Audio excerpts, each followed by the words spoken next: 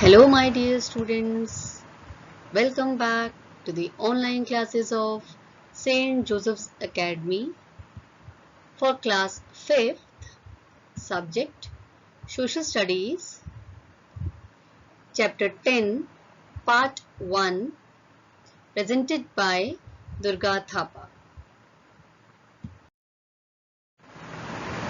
Students, so let's begin lesson number 10, locating places on earth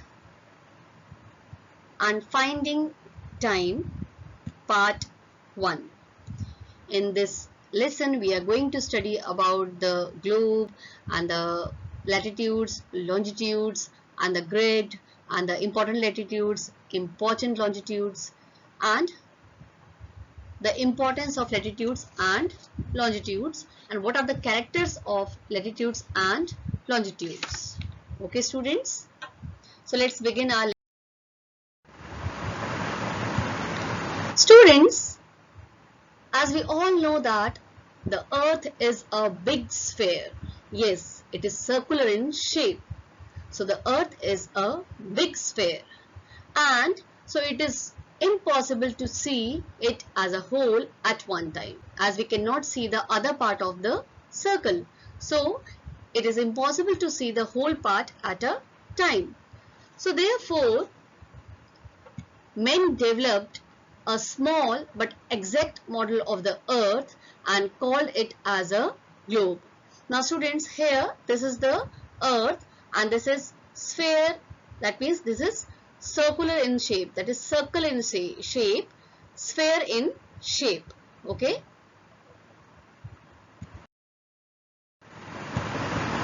So students, what is globe? Now as I already told you, the men developed a small but exact model of the earth and called it as a globe. Now students, a globe can be defined as the miniature form or a spherical representation of the earth. As you can see here, this globe is the miniature of earth and its spherical representation of the earth. So this is the model of earth. You can say this is the model of earth known as globe.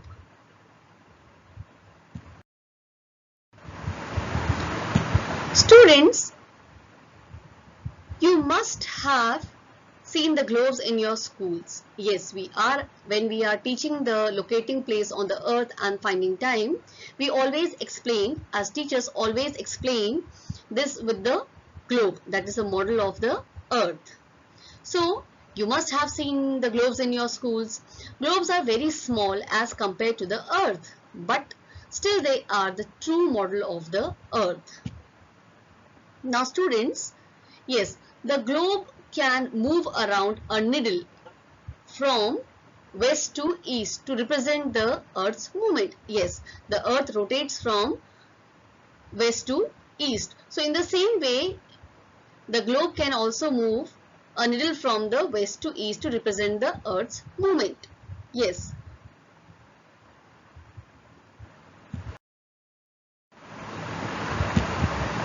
The upper point, yes, the 2 points on the globe through which the needle passes indicate the 2 poles, 2 or the 2 ends.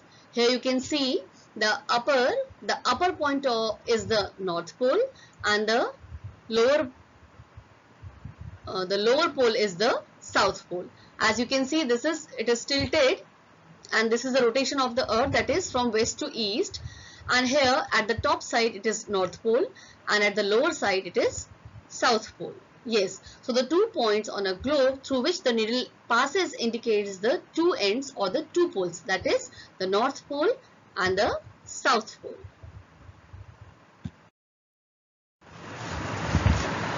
Now students, a globe has a lot of advantage. Yes, it has a lot of advantage. It is the miniature of the earth. It is the exact miniature, that means exact model of the earth. But it is not convenient to carry the globe from one place to other. As you can see in this picture, we cannot put it in our pockets. We cannot put it in our bags. They are small in size, but they are circular, they are 3D circular in the circular shape. So we cannot fold it, we cannot do anything, and we cannot keep it on our pockets. So a globe is not convenient to carry from one place to another. Okay, and also globes do not give any helpful scientific information. For instance, they do not provide the direction if one wants to go to a particular place. Yes, so in this kind of a situation, a map is really helpful. Yes, we can fold it, we can keep it in our pockets, we can keep it in our bag, we can take it anywhere we want. So they are very helpful to find out the directions. Okay.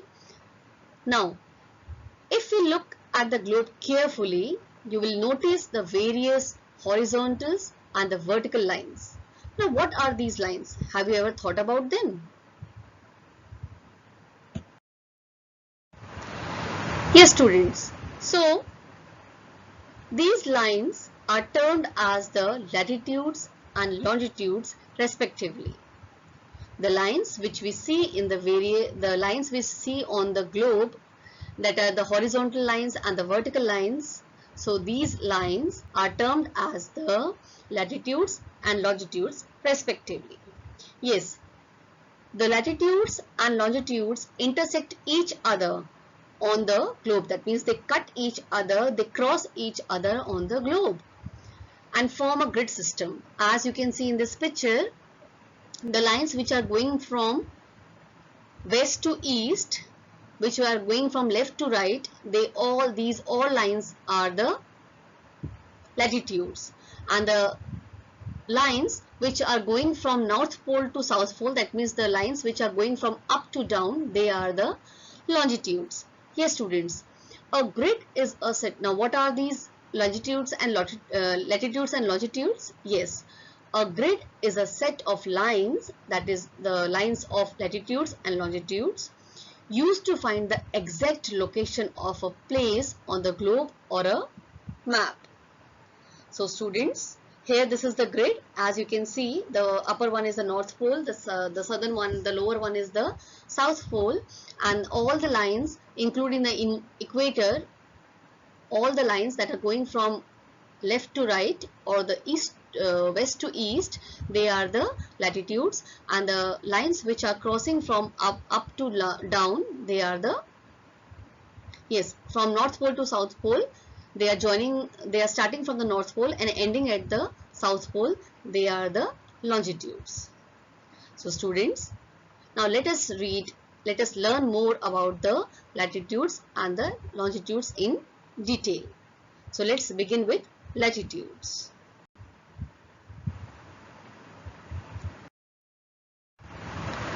Yes, students, let's begin latitudes. A latitude is the angular distance of a point on the Earth's surface measured in degree from an imaginary line named the equator, which lies midway the poles. So yes, students, first of all, we have divided the Earth into two parts with an imaginary line named equator that start from 0 degree. So that this is the, and they are the angular, they are the lines, they are the imaginary lines which are going through the parallel from the north pole to the south pole. They are parallel, they are not cutting each other, and they are angular, and they are maintaining a proper distance.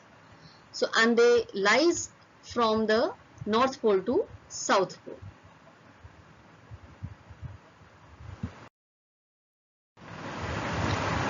Yes, students, now this is the picture of the diagram of the latitudes. Yes, they are the different latitudes, and yes, the distance, usually the distance is measured in kilometers or miles, as you know that, but the angular distance is always measured and expressed in degrees.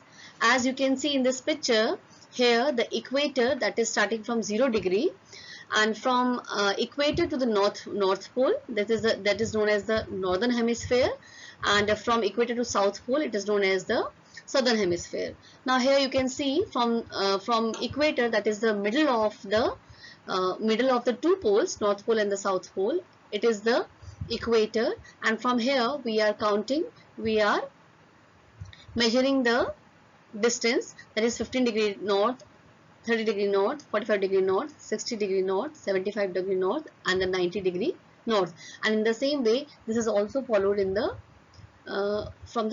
in the southern hemisphere, that is 15 degree south, 30 degree south, 45 degree south, 60 degree south, 75 degree south, and the 90 degree south.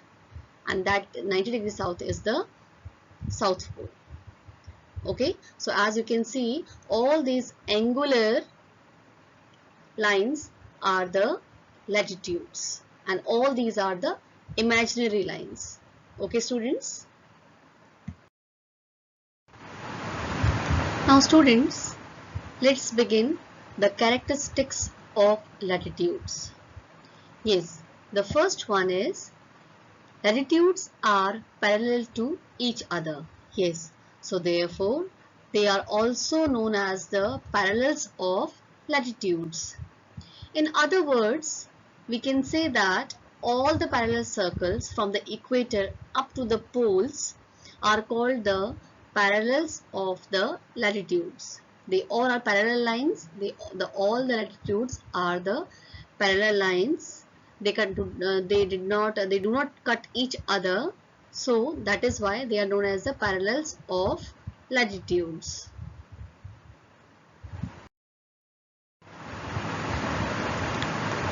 Students, these are the imaginary lines that run from east to west and are used to measure the distance. Yes, so these are imaginary lines that run from east to west, and they used to measure the distance in the degrees.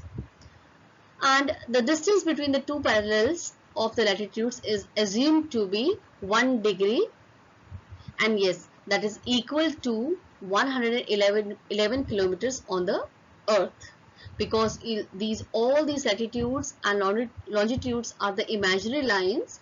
So the distance is 1 degree, assumed to be 1 degree between the two parallel lines, and so that is equal to 111 kilometer on the earth.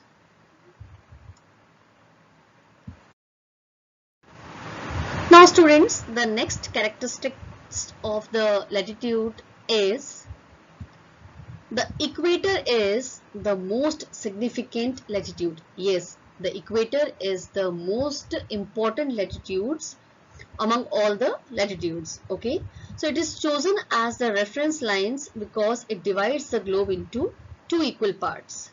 Yes, the northern half of the earth is called as the northern hemisphere, whereas the southern half is called the southern hemisphere. Hemi means half and sphere means solid parts. So here you can see the two half solid parts of a circle. The above one, that is belong to north pole, is the north hemisphere, and the portion which belong to the south pole is the southern hemisphere. As you can see, the equator divides the two hemisphere into two equal parts. That is 0 degree latitude. The name of the 0 degree latitude is the equator. That is the imaginary line that divides the earth into two equal parts, that is northern hemisphere and the southern hemisphere. Now students, the equator is the 0 degree latitude and is the largest latitude. As you have already seen in the picture also, that the 0 degree latitude, that means the name of the 0 degree latitude is the equator. So equator is the largest latitude, and yes, that is why, being the largest parallel, the equator is called the great circle also. Okay, so the equator is having two names, that is great circle and the 0 degree latitude. Okay students. Southern hemisphere.